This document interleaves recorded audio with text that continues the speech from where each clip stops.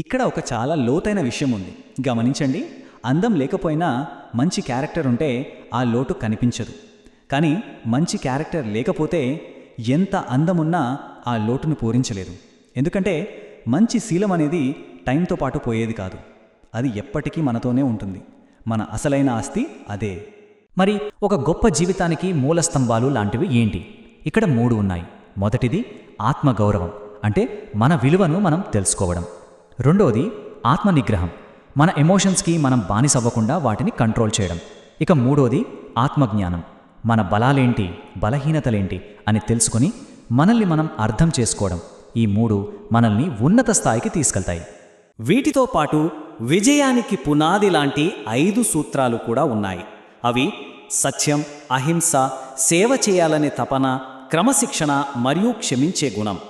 ఇవి కేవలం మంచి లక్షణాలు మాత్రమే కాదు.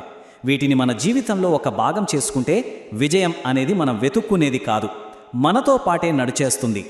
సరే, మంచి క్యారెక్టర్ ఉంది, మంచి ప్రిన్సిపల్స్ ఉన్నాయి, అంతా బాగుంది.